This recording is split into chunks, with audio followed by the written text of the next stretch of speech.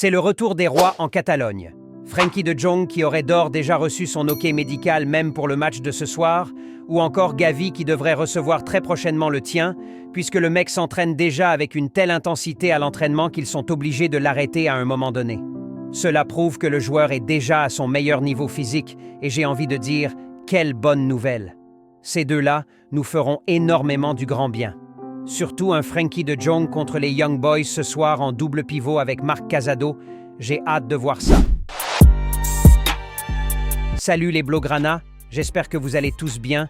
Bienvenue sur cette nouvelle vidéo actualité et bien sûr un petit avant-match pour la rencontre de la Champions League du Barça ce soir face aux Young Boys. Alors sans plus tarder, on met le petit pouce et on s'abonne. Let's go!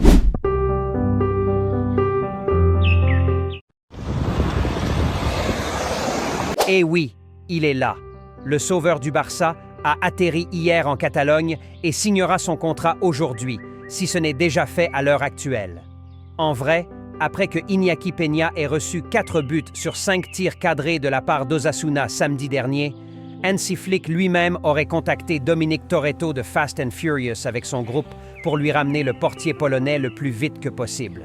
Ce dernier, toujours fidèle à lui-même, à peine Flick aurait déposé son téléphone que le portier polonais était déjà dans les vestiaires du Barça.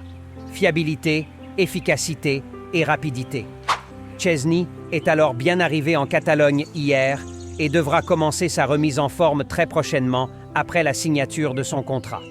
Une remise en forme qui devrait être plutôt vite fait, surtout vu les performances d'Iñaki Peña, le gardien remplaçant. Szczęsny alors, pour aider le Barça pour le reste de la saison en attendant le mercato de fin de saison prochaine, pour essayer de ramener un top gardien pour le futur.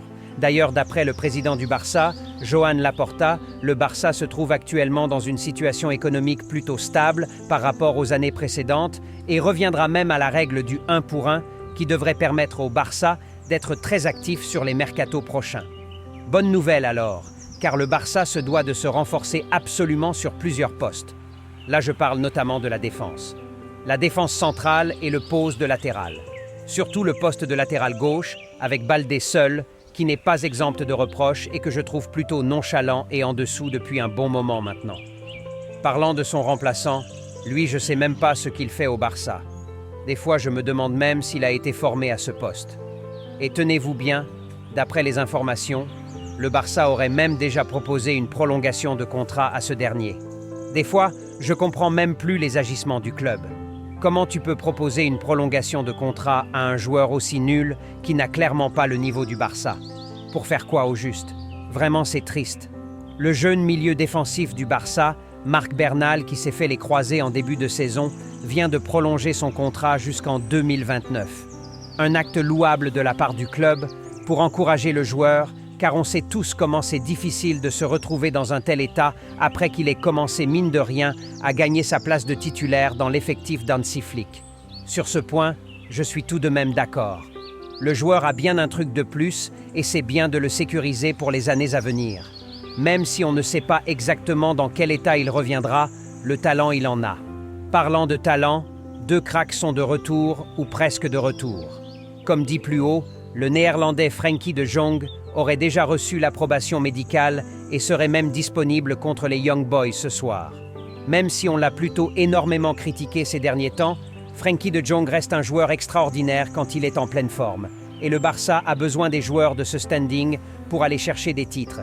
Et puis autant qu'il est bien payé, faudra bien qu'il joue.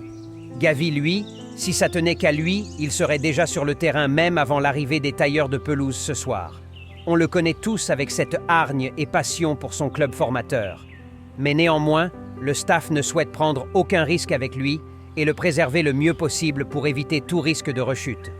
Il devra recevoir quand même son OK médical très prochainement, mais sera intégré très progressivement dans la rotation. Hâte de revoir Gavi sur les pelouses, les gars. D'abord pour lui-même, qui a dû traverser cette période compliquée à un aussi jeune âge. Vraiment force à Gavi. Que tous ceux qui sont aussi hypés du retour de Gavi mettent « force à Gavi » dans les commentaires. On enchaîne avec l'avant-match, les gars. Le Barça reçoit les jeunes garçons ce soir au stade Montjuïc en vue de la 2e journée de la Ligue des Champions. Rappelons que la première journée a été une défaite. L'effectif d'Hansi Flick devra alors absolument faire le job ce soir pour espérer faire partir des 8 clubs qui sortiront d'eau fixe de ce premier tour et pour aussi éviter des matchs supplémentaires avec les barrages. J'aurais aimé vous parler des Young Boys, mais je maîtrise absolument rien de ce club. Mais d'après mes recherches, ils sont en méforme ces derniers temps et sont même très mal classés dans leur championnat. Alors, un match plutôt abordable pour le Barça, si Hansi Flick ne décide pas à la dernière de mettre l'équipe C sur le terrain bien sûr. À mon avis, petit club ou pas, en méforme ou non, faudra y aller à fond sur ce match.